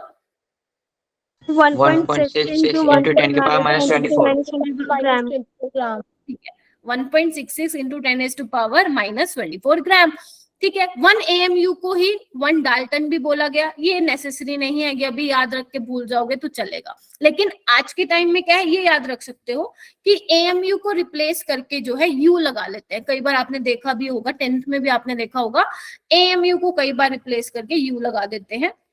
कई जगह आपको AMU भी लिखा मिलेगा, कई जगह आपको U भी लिखा मिलेगा। U का मतलब क्या है? यूनिफाइड मास, ठीक है। अब मैं आपको क्या बता रही हूँ, ध्यान से, एक मिनट रुको। हाँ, अब मैं आपको कहाँ पे लेके जा रही हूँ? एटॉमिक मास यूनिट क्लियर हो गया। सबका मास कैसे निकाला गया, ये क्लियर हुआ? Yes ma'am. ठीक है। Yes, रिलेटिव एटॉमिक मास क्या होता है, ये क्लियर हुआ? क्योंकि Yes, ma'am. एटॉमिक मास तो किसी का है ही नहीं, बहुत सारे एटम्स का एवरेज मास लेके ही एटॉमिक मास निकाला गया है। किसके रेफरेंस को लेके निकाला गया वो भी हमें पता चल गया, कार्बन 12, है ना। चलो 1 AMU भी सीख लिया। उसके बाद बात आती है हमारी नेक्स्ट, एटॉमिक मास क्या होता है या मोलिकुलर मास क्या होता है। मोलिकुलर मास को मैं धीरे धीरे आगे लेके जाऊंगी, पहले ये समझो एटॉमिक मास क्या होता है। बच्चों को ना नहीं पता रहता है ये। एटॉमिक मास का मतलब है मास of one atom of a substance. अगर मैं सोडियम का एलिमेंट ले लूं तो उसके एक एटम के मास को मैं क्या बोल रही हूं, यहाँ पे एटॉमिक मास ले रही हूं, और उसको किस में एक्सप्रेस करूंगी, मैं AMU में एक्सप्रेस करूंगी। Okay ma'am. अच्छा, अब एटॉमिक मास क्या होगा, किसी का भी निकालना। सपोज मुझे ऑक्सीजन का निकालना, ऑक्सीजन का मुझे पता है वैसे 16 होता है, ठीक है। तो हम वो कैसे निकालते हैं, उसका रिलेटिव एटॉमिक मास ही देखेंगे, क्योंकि मुझे पता है ये कि रिलेटिव एटॉमिक मास क्या होता है, सबका एवरेज निकाल के आता है। तो अगर मैं उसको 1 AMU से मल्टीप्लाई कर दूं तो मेरे पास एटॉमिक मास नहीं आ जाएगा। ये देखो अभी मैंने यहाँ पे आप लोगों को बताया, ये देखो। Yes ma'am. यही तो कर रहे हैं हम, यही तो देख रहे हैं कितना गुना वो भारी है 1/12 से, है ना। जैसे अगर मान लो मैं यहाँ पे 4 लिखती हूँ, 4 AMU है, तो 4 AMU का मतलब क्या है, 4 × 1/12 of mass of one carbon atom. यही तो मतलब है कि वो 4 गुना भारी है, 4 गुना भारी है किससे, 1/12 of mass of one carbon atom. समझ रहे हो। तो मैं ये कर सकती हूँ कि अगर मैं एटॉमिक मास को क्या लिख सकती हूँ, 1 AMU 1/12, और कितना उसका आया, वो क्या होगा आपका रिलेटिव एटॉमिक मास। और ये किसके इक्वल आएगा, दोनों का मल्टीप्लिकेशन एटॉमिक मास का। क्या ये बात समझ में आई, या दोबारा समझाऊं? कोई मुझे एक्सप्लेन करके फिर बताएगा कि मैम क्या बताया था आपने, मैं बता सकती हूँ या बता सकता हूँ। क्लियर होनी चाहिए चीज।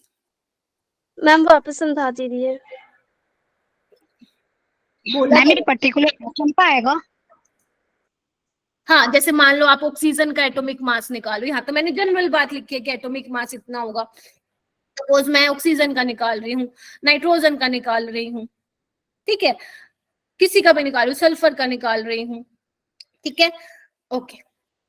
हाँ, कोई मुझे समझा पाएगा कि मैंने क्या बोला है, अभी क्या बताया है मैंने कि एटॉमिक मास किसके इक्वल होता है, कोई मुझे समझा पाएगा? और पूरी क्लास को यस मुस्कान टेल मी। मैम आपने बोला है कि किसी भी कोई भी एक एटम है तो उसका मास रिलेटिव एटॉमिक मास होता है। लेट्स सपोज कि ऑक्सीजन का 16 एटॉमिक मास है। हाँ जी। तो 16 एक कार्बन से हम कंपेयर करते हैं तो कार्बन 16 मतलब 16 गुना हो जाएगा 1/12 के। वेरी गुड, शाबाश। समझ में आया किसी को? यानी कि अगर मैं ऑक्सीजन का निकालूं, ऑक्सीजन का मेरा 16 है, 16 is what relative atomic mass, 16 is what relative atomic mass, क्योंकि ऑक्सीजन के 2 आइसोटोप एग्जिस्ट कर रहे हैं, 16 और 17, ठीक है। अच्छा चलो, मैंने 16 ले लिया, इनटू 1 AMU मतलब कितना है, वो कितना गुना भारी है, 16 गुना भारी है 1/12 का।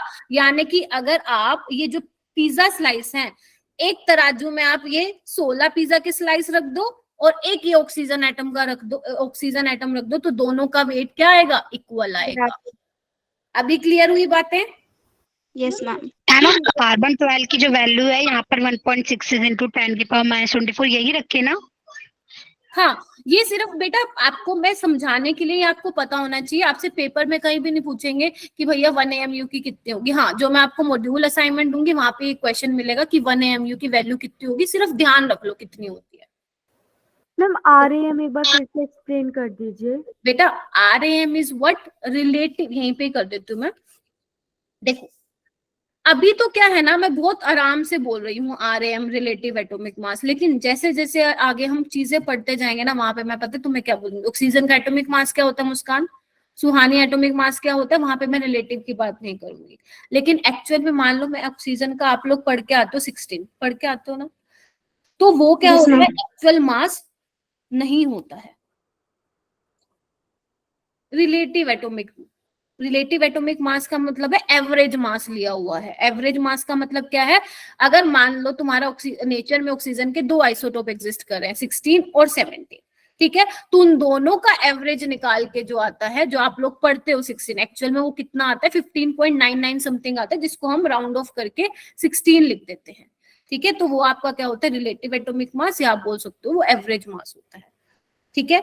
एटॉमिक मास क्या होगा, अगर हमें ये किसकी कंपैरिजन में देख रहे हैं हम, कार्बन के कंपैरिजन में देख रहे हैं, तो वो कितना होगा 1/12 होगा उसका। तो इसलिए 1/12 लिखने की जगह मैंने क्या लिख दिया, 1 AMU लिख दिया। यानी कि अगर ऑक्सीजन का मास बताऊं तो वो कितना हो जाएगा 16 AMU। बोलो क्या कहते हो? यस मैम, आ गया समझ। आ गया? तो हम बोल लेते कि भैया ऑक्सीजन का 16 AMU, सल्फर का 32 AMU, क्योंकि हमें पता है AMU इज व्हाट, पिज्जा का वो छोटा सा स्लाइस, ठीक है, पूरे पिज्जा का वो 1/12वां हिस्सा, ठीक है। क्लियर हो गया? Yes ma'am. ठीक है, ये तो बात थी।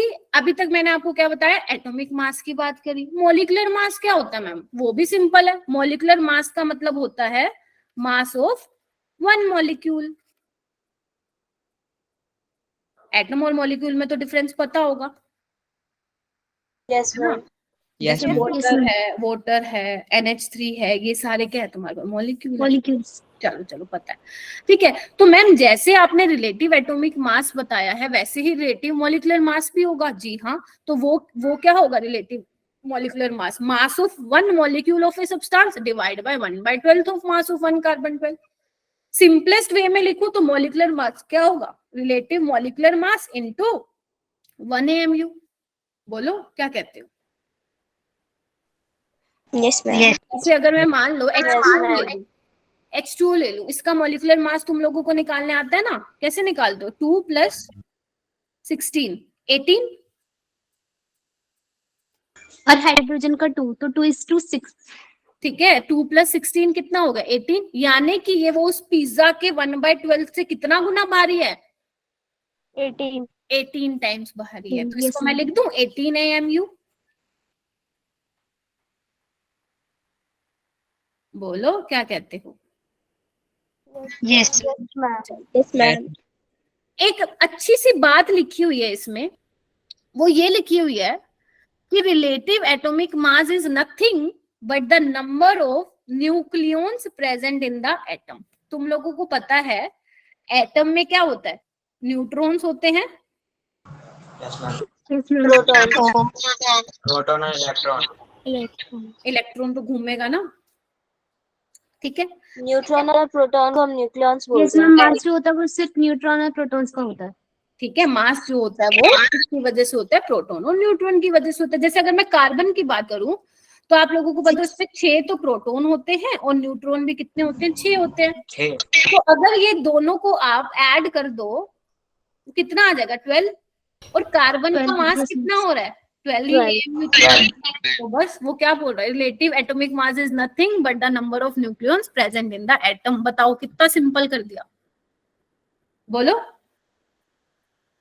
Yes ma'am. एक बार फिर से रिवाइज करें क्या क्या पढ़ा है, या आगे चलूं?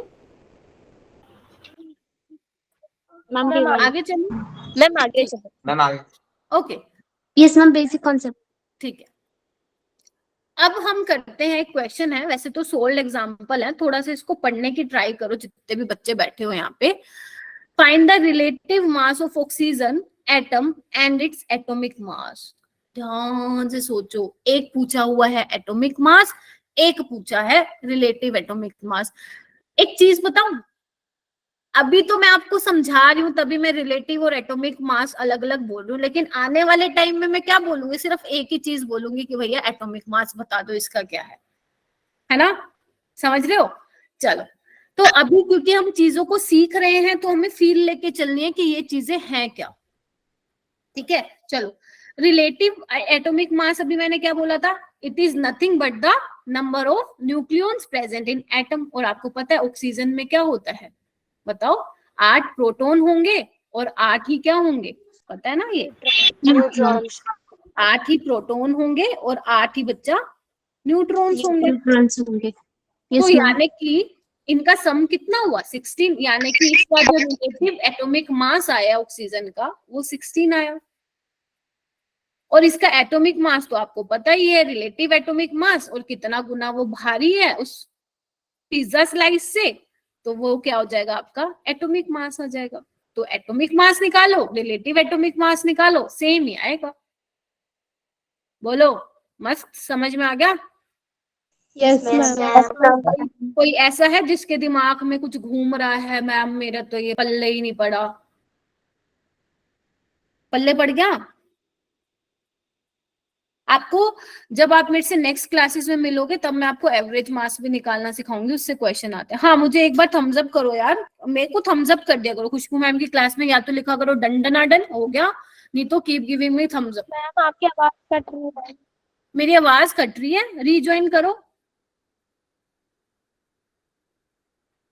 वैसे मेरे जो स्टूडेंट्स है ना वो डन डन डन भी लिखते थे, आप लोग नहीं लिख रहे हो।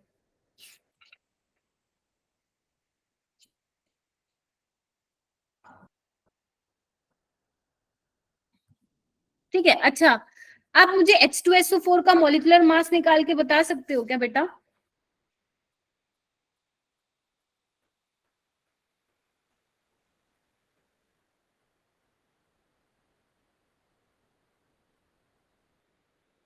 फिर ठीक है, डन, ठीक है।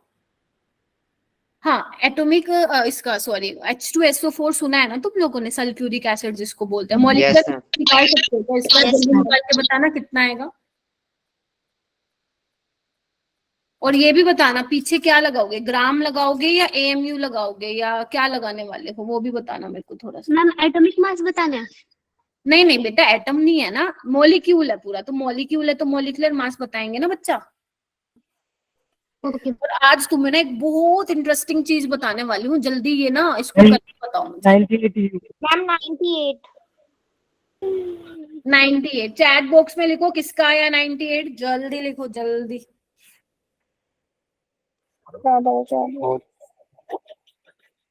इसमें बोला 98 आ गया, सबका आ गया। एक बार मैं देख लूं कितने कितने स्टूडेंट्स हैं यहाँ पे। कार्तिकेय, आनंद, आन्या, आरिफ, आयशा, आकांक्षा, अमन, अर्पित। मैं पोल करवा लूंगी वरना, है ना, पता चल जाएगा कितने बच्चों ने आंसर दिया है मुझे। सपना, शहजादी, सूरज, रत्नेश, ठीक है। तो 98 तो तुम लोगों को पता ही है। देखो, जो आपका 10th में आप लोग NCERT में आपको वो एक टेबल दी हुई थी ना जिसमें आपको सबके एटॉमिक मास दिए हुए थे, बच्चे याद करो वो बुक का वो पेज, है ना? तो आपको इसमें भी मिलेगा, लेकिन अभी किसी ने बुक नहीं लिया है या जो भी है, आप लोग ना आज वो सारे जितने भी सल्फर का मास क्या होता है, ऑक्सीजन का मास क्या होता है, वो याद करेंगे। क्योंकि बहुत बच्चों को तो याद भी होता है, बहुत बच्चों को नहीं होता है। तो वो आज एक काम लिख लो अपनी नोटबुक में, वो याद करना है, ठीक है? नोट्स कैसे बनाने हैं, जैसे मैं बताते हुए चल रही हूँ वैसे नोट्स बनाने हैं। अब तक समझ में आ गया होगा नोट्स कैसे बनाने हैं, ठीक है? जैसे जैसे मैंने यहाँ पे लिखा हुआ है स्लाइड्स में, वैसे नोट्स में आपको लिखना है। जो मैं एक्स्ट्रा बातें बता रही हूँ वो स्टार मार्क करके लिखते जाना है कि मैम ने आज यही एक्स्ट्रा बताया क्लास में, ठीक है जी? बोलो यस मैम। चलो इसका मॉलिक्यूलर मास एक बार देख लेते हैं। आपने कैसे निकाला है? हाइड्रोजन का 2 है, सल्फर का 32 होता है, नहीं याद तो अभी याद करो। ऑक्सीजन का होता है 16, तो 16 4 जा कितना होगा 64। Yes ma'am. तो इसको आप करोगे तो 98 आएगा। अब मुझे ये बताओ यहाँ पीछे मैं क्या लगाऊं, AMU लगाऊं या ग्राम लगाऊं? ग्राम लगाऊं? मॉलिक्यूलर मास क्या होता है? नहीं ma'am, molecular mass. Molecular mass होता क्या है? Mass of molecule. कितना मॉलिक्यूल? एक।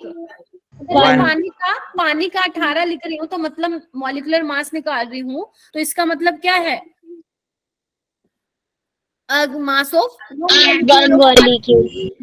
मास ऑफ 1, मतलब ये भैया इतना पानी है इसमें से मैं एक मॉलिक्यूल वाटर का निकाल लूं तो उसका मॉलिक्यूलर मास कितना होगा? 18 होगा।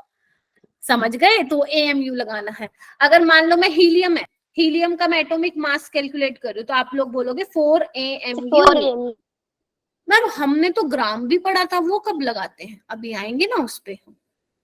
ठीक है, इतना हो गया क्लियर, जल्दी बताओ मेरे को। Yes ma'am. ठीक है, चलो इतना हो गया, तो अब हम लेते हैं थोड़ी सी फील। अब देखो ये वाला कलर आई थिंक नहीं दिख रहा होगा तुम लोगों को, ये वाला ले लेते हो। हीलियम है, कितना है उसका बच्चा? 4 AMU। दूसरा स्लाइस से कितना गुना भारी है? 4 गुना। 4 गुना। लिथियम का कितना आया? 7 AMU होता है। कितना गुना भारी है भैया? 7 गुना। 7। किससे भारी है? हमारे ये C12। नहीं 1/12 जो साइज है, वो 12 हिस्से करे बेटा, 1/12 तक काट। ठीक है, चलो 1/12 हिस्सा से वो 7 गुना भारी है। फिर बोल रही हूँ, एक अगर तराजू में तुम लोग इसके 7 स्लाइसेस रख दोगे और एक उसमें लिथियम का आइटम रख दोगे, वेट क्या आएगा? बराबर। और ध्यान रखना, केमिस्ट्री में मैं वेट और मास एक ही बोलूंगी, मेरे को लड़ना मत। मैम वेट तो अलग होता है, मास अलग होता है, वो तुम फिजिक्स में पढ़ते हो जिसमें आप ग्रेविटेशनल फोर्स वगैरह कंसिडर करते हो। केमिस्ट्री में वेट और मास साइमल्टेनियसली यूज करूंगी। क्लियर है? Yes ma'am. Yes ma'am. अच्छा, एक मैं ले लेती हूँ, मान लेते हैं मैं ले लेती हूँ, किसका लूं? नाइट्रोजन का ले लूं। नाइट्रोजन का कितना होता है? 14।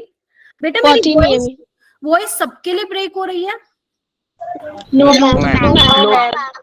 बेटा जिसके लिए ब्रेक हो रही है ना, रिज्वाइन कर लो, कोई नेटवर्क इश्यू है फ्रॉम योर साइड। ठीक है, नाइट्रोजन का है 14 AMU, ऑक्सीजन का है 16। बस इतना बहुत है मोल तक लेके जाने के लिए, तुम लोगों को फील आनी चाहिए, मोल पढ़ने वाले हाँ जम। ठीक है, अगर मैं AMU को हटा के ग्राम लिख दूं, देखो नेचर ने बनाई है ये चीज, हम तो पढ़ रहे हैं उसको। ठीक है, ये चीज किसने बनाई है? नेचर ने बनाई है, हम तो ये चीज पढ़ रहे हैं। तो AMU को जब मैंने ग्राम से हटा दिया, तो अब भी मैं बोलूंगी कि ये मास है एक एटम, एक हीलियम का। नो क्या मैम। अभी मैं बोलूंगी कि ये मास है 7 ग्राम एक लिथियम के एटम का? नहीं नो बोलूंगी। नो मैम, वेट हो गया। अब ये मास बन चुका है कितने एटम का? 6.022 into 10 की पावर 23। 23 एटम्स का, एवोगैड्रो नंबर।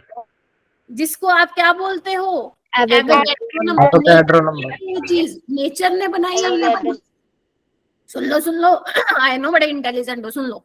नेचर ने बनाई है चीज की अगर भैया हम AMU को ग्राम से रिप्लेस कर देंगे, अब वो एक एटम का मास नहीं रहेगा, अब वो 6.022 into 10 की पावर 23 एटम का मास हो जाएगा।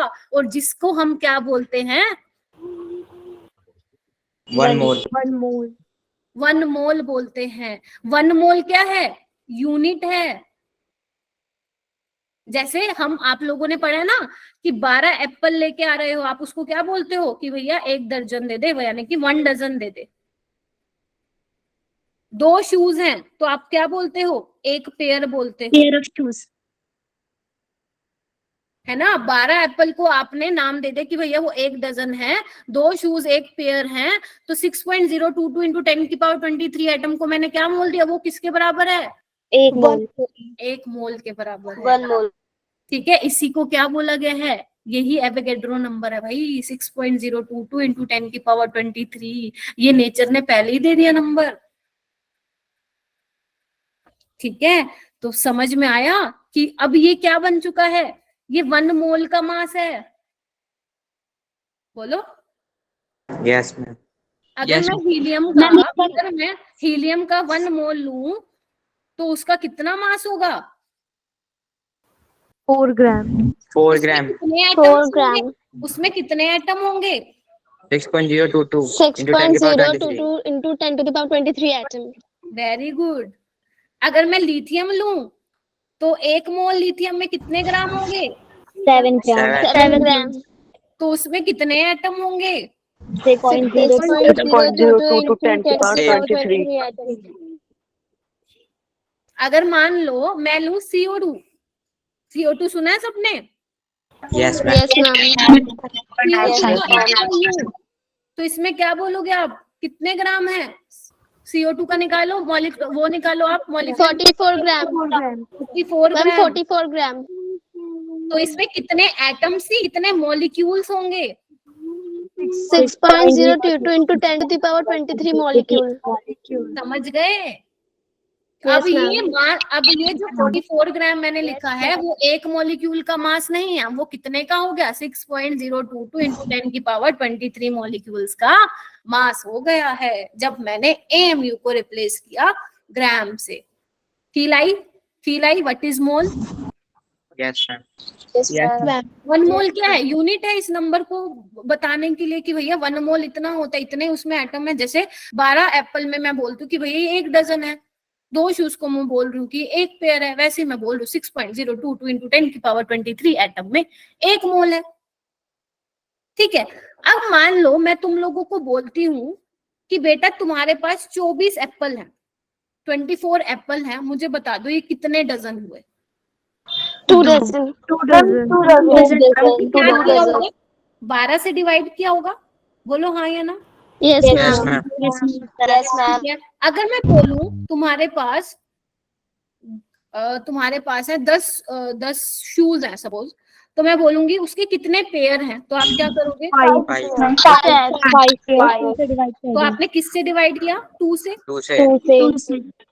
चलो, अगर मैं आपको बोलूं कि आपके पास सपोज 12.044 into 10 की पावर 23 एटम्स हैं, इसमें कितना मोल होगा, तो आप क्या करोगे? किससे डिवाइड करोगे? डिवाइड कर देंगे एवोगाड्रो नंबर 1 से. mole. हम एवोगाड्रो नंबर से डिवाइड करेंगे। तो वो किसके इक्वल आ जाएगा? मैम 6.022 से डिवाइड करेंगे। ठीक है, 2 मोल आ जाएगा।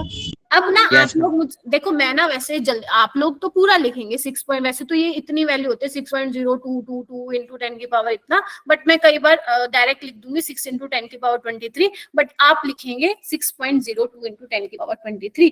अब मुझे ये बताओ, जो ये 6.022 into 10 की पावर 23 एटम्स बोलो, एटम के लिए एटम्स बोलोगे, आयंस के केस में आयंस बोलोगे, इलेक्ट्रॉन के केस में इलेक्ट्रॉन बोलोगे, मॉलिक्यूल्स के केस में इतने मॉलिक्यूल्स बोलोगे।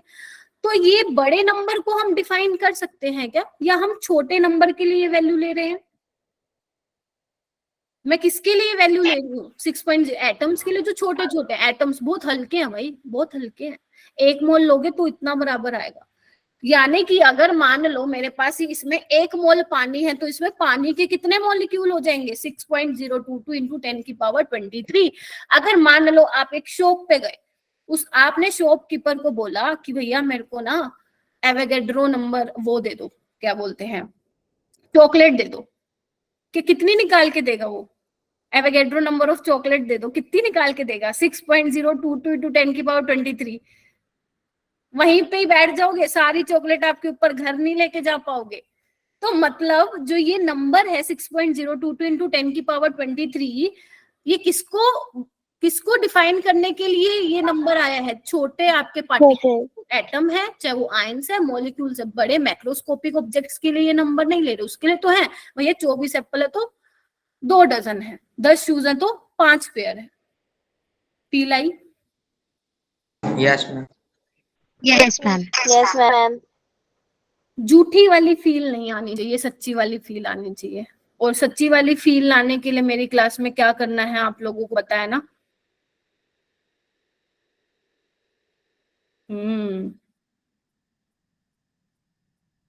हाँ मुस्कान,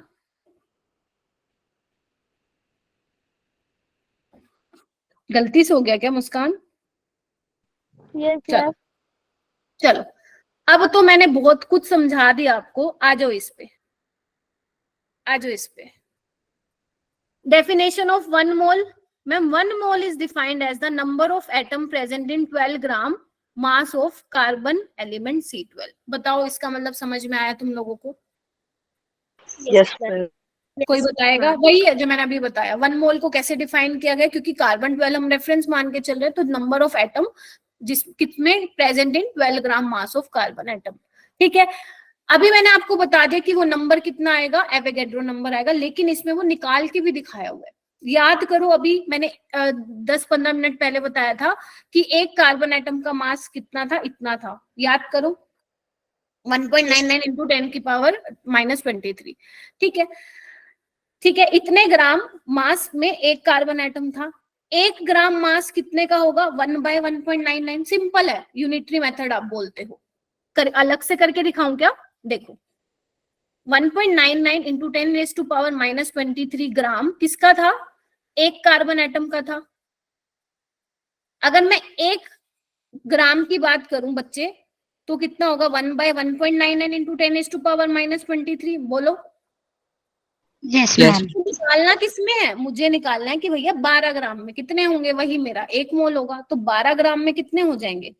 1/1.99 इंटू 10⁻⁻23 इंटू 12। तो वो किसके बराबर आएगा? सोल्व करके देखना, इसी के बराबर आएगा। 6.022 इंटू 10⁻23 कार्बन एटम, जिसको क्या बोला गया है? 1 मोल बोला गया है। एटम्स है तो 6.022 इंटू 10⁻23 एटम्स, मॉलिक्यूल्स है तो मॉलिक्यूल्स, पार्टिकल्स है तो पार्टिकल्स। ठीक है, या इसकी जगह पार्टिकल्स की जगह लिखो आयंस। अब वो पार्टिकल आपके आयंस भी हो सकते हैं, एटम्स भी हो सकते हैं और मॉलिक्यूल्स हो सकते हैं। क्लियर है बच्चे? Yes, ma'am. हाँ गजेंद्र। मैम ये एवोगैड्रो नंबर को Na से रिप्रेजेंट करता है या NO से? Na से बच्चे, Na से। कई कई बुक में N नोट भी लिखा होता है, लेकिन सही इसका जो डिनोट करने का है वो Na ही है। Okay ma'am. आपका नेम क्या है बेटा? मैम श्रिया नाम है, हमने नेम चेंज नहीं किया अभी। अच्छा अच्छा, कर लेना बेटा, नहीं तो मेरे को लग रहा था कि गजेंद्र कोई वो है। ठीक है, ठीक है। मेरी वॉइस ब्रेक हो रही है तो रीज्वाइन करो ना बच्चे। मैं 10 मिनट में आपकी क्लास छोड़ने वाली हूँ, है ना। उसके बाद मेरी 8:15 पे क्लास है, उन बच्चों को पढ़ाना है। ठीक है, चलो। अच्छा, ओके। अब हम बढ़ रहे हैं अपने न्यूमेरिकल की तरफ कि किस तरह से हम न्यूमेरिकल करेंगे। तो अब यहाँ पे ध्यान से सुन लो। मेथड्स टू फाइंड द, ध्यान से सुनना, नंबर ऑफ मोल। अच्छा, पहला क्या था? मैं आपको बोल रही हूं कि आपके पास 12.044 इंटू 10⁻23 पार्टिकल्स हैं। वो एटम्स भी हो सकते हैं, आयंस, मॉलिक्यूल्स, हम वो बाद में देख लेंगे। कितने मोल होंगे इसमें? तो आप क्या बोल देते मैम, किससे डिवाइड कर दो? 6.022 into 10⁻23। तो आप बोल देते ये मोल के कितने अराउंड, कितना क्या वैल्यू आ जाएगी? 2 मोल आ जाएगी। ठीक है, तो यहां से मैंने एक फॉर्मूला बना लिया कि नंबर ऑफ मोल क्या हो जाएंगे? नंबर ऑफ मोल क्या हो जाएगा? Given number of particle divide by Avogadro number. अगर मेरे पास पार्टिकल है तो मैं पार्टिकल से ही डिवाइड करूंगी। ठीक है, अगर मेरे पास मास है, अगर मेरे पास मास है तो मैं किससे डिवाइड करूंगी बेटा? उसके मोलर मास से डिवाइड करूंगी। 1/12 मैम एक बार फर्स्ट पॉइंट फिर से समझा दो। ओके, ठीक है। मैंने ये बोला, जैसे हम ये बोलते फिर आ जाओ उस पे डजन वाले पे, वैसे ही समझेंगे। मैंने कहा तुम्हारे पास 24 एप्पल है बेटा, जिसने भी पूछा है। मैं आपसे ये जानना चाह रही हूँ कि कितने डजन है। तो आप क्या बोलते हो? मैम ये तो 2 डजन है। यानी कि आपने डिवाइड किससे किया? 12 से, क्योंकि आपको पता है 1 डजन में 12 होते हैं। बोलो। Yes ma'am.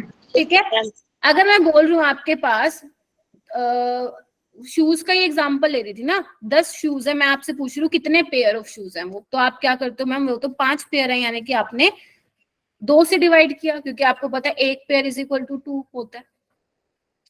ऐसे Yes, मैं ma'am. बोल रही हूँ कि आपके पास 12 इंटू 10⁻23 पार्टिकल हैं, मुझे बता दो ये कितने मोल हैं। तो आप कहोगे मैम इसको मैं डिवाइड करूंगी 6 इंटू 6.022 इंटू 10⁻23 पार्टिकल से, तो वो मोल के बराबर आ जाएगा, जितना 2 मोल आ जाएगा।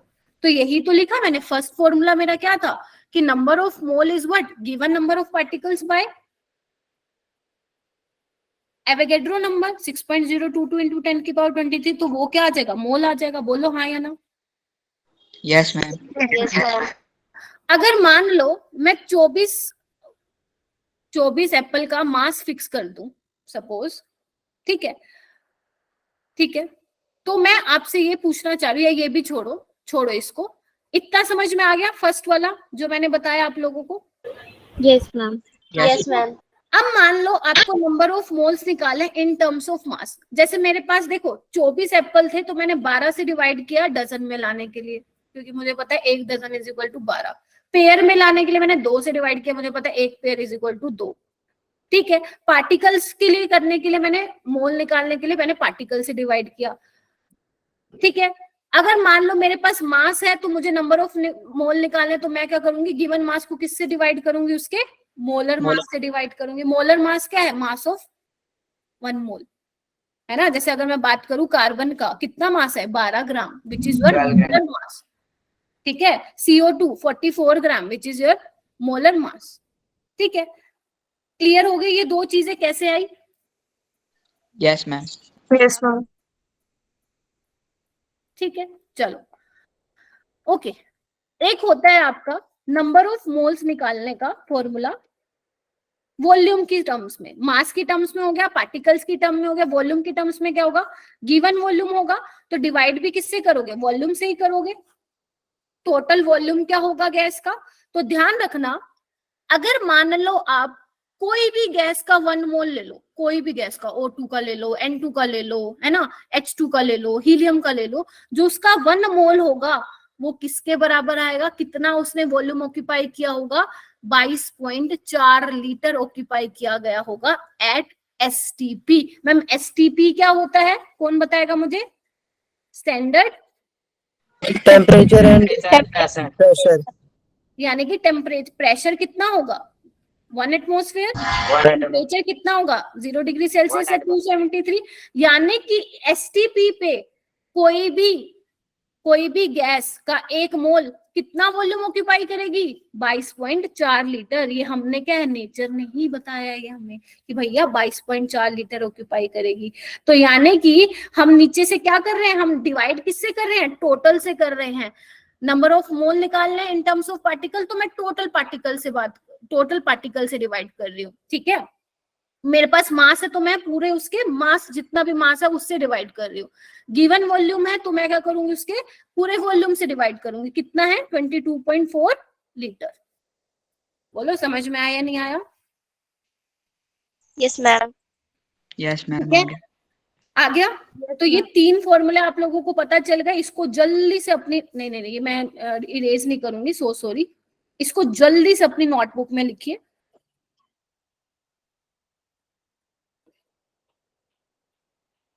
लिख लिया? यानी कि मैं ये बोल सकती हूँ बच्चे कि अगर मान लो मेरे पास 1 मोल है, किसका, O2 का है, 1 मोल O2 का है, तो उसका कितने ग्राम होगा वो 1 मोल ऑफ O2 कितने ग्राम के बराबर होगा, 32 ग्राम के बराबर होगा। बोलो हाँ या ना? ठीक है, 1 मोल 32 ग्राम के बराबर होगा। नंबर ऑफ मॉलिक्यूल कितने होंगे 1 मोल ऑफ O2 में, 6.022 इंटू 10 की पावर 23। ठीक है, STP पे कितना वॉल्यूम वो ऑक्यूपाई करेगा 1 मोल ऑफ O2, जल्दी बताओ, 22.4 लीटर। यानी कि मुझे एक चीज बताना, अभी 1 मिनट रुको, मैं ऐसे लिख सकती हूँ, इधर देखना, नंबर ऑफ मोल्स को मैं ऐसे लिख दूं, given mass by molar mass, और यही किसके इक्वल हो जाएगा, ये लिख दूं, number of particle divide by Avogadro number of particle. बोलो yes ma'am. Given volume divide by 22.4 litre. ये तो भैया अब याद रख लो, इसके बिना क्वेश्चन सोल्व नहीं होगा। कोई भी 2 चीजें दे रखी हैं तो तीसरी निकाल लोगे। बोलो yes ma'am. Yes ma'am. Yes ma'am. ये बहुत इंपॉर्टेंट है, इसके बिना काम नहीं चलेगा। ठीक है जी, एक बार रिवाइज कर लो फटाफट। नंबर ऑफ मोल मास की टर्म्स में कैसे निकालोगे, नंबर ऑफ पार्टिकल्स, अब वो पार्टिकल्स एटम हो सकते हैं, आयंस हो सकते हैं, मॉलिक्यूल हो सकते हैं। अगर वॉल्यूम दे रखा हो तो 22.4 लीटर से मल्टीप्लाई करोगे। अगर मान लो हो सकता है कि तुम्हें मास दे रखा हो, आपको नंबर ऑफ मोल्स निकालने हैं, तो कैसे, सॉरी, मान लो आपको क्या दे रखा हो, नंबर ऑफ मोल दे रखा हो, आपको मास निकालना है, तो क्या करोगे? मल्टीप्लाई कर दोगे नंबर ऑफ मोल से मोलर मास को। बोलो क्या कहते हो? आपको नंबर ऑफ पार्टिकल्स निकालना है तो आप क्या करोगे? नंबर ऑफ मोल्स को मल्टीप्लाई कर दोगे एवोगैड्रो से। ऐसे ही अगर आपको वॉल्यूम निकालना है तो नंबर ऑफ मोल्स को मल्टीप्लाई कर दोगे। ध्यान रखना ये किस पे लिए है? एट एसटीपी पे, यानी कि ये किसके लिए है? गैसेस के लिए है। गैसेस नहीं होंगी, एसटीपी नहीं मेंशन होगा, तो भैया ये वाला फॉर्मूला नहीं लगाओगे। क्या बोल गई मैं? अगर एसटीपी की बात हो रही है कि इतना गैस एसटीपी पे इतना वॉल्यूम ऑक्यूपाई करेगी, तब तो ये फॉर्मूला लगाओगे। जब उसने मेंशन नहीं कर रखा कि गैस एसटीपी पे है, तो ये वाला फॉर्मूला नहीं लगा के आओ। बोलो समझ आई कि नहीं आई? Yes ma'am. ठीक है, यस मैम। ठीक है। तो यानी कि मैं एक और चीज भी लिख सकती हूँ यहाँ पे, देखना एक बार। अगर मैं बात करूं 1 मोल किसके बराबर होगा? मोलर मास के भी बराबर होगा वो। और किसके बराबर होगा वो? 6.022 इंटू 10 की पावर 23 पार्टिकल्स के भी बराबर होगा, चाहे वो आपका एटम हो, मोल हो, सॉरी एटम हो, मॉलिक्यूल्स हो, आयन हो। और किसके बराबर होगा वो? 22.4 लीटर एट एसटीपी पे। बोलो हाँ या ना? Yes ma'am. Yes ma'am. Yes ma'am. ठीक है। Yes ma'am. कोमल, एसटीपी होता है बेटा standard temperature pressure. Pressure 1 atmosphere, temperature आपका 273 केल्विन। ठीक है, ठीक है।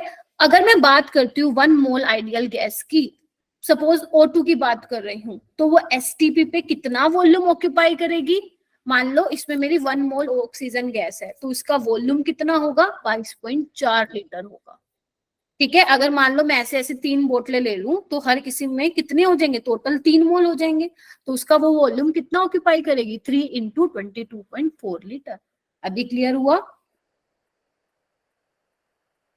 Yes ma'am. Yes ma'am. चलो बहुत बढ़िया। चलो अब जो मैंने समझाया फटाक से हम कर लेते हैं, जल्दी देखो। ये तो मैंने आप लोगों को ऑलरेडी बता दिया formula, number of moles, number of, thumbs up करते जाना।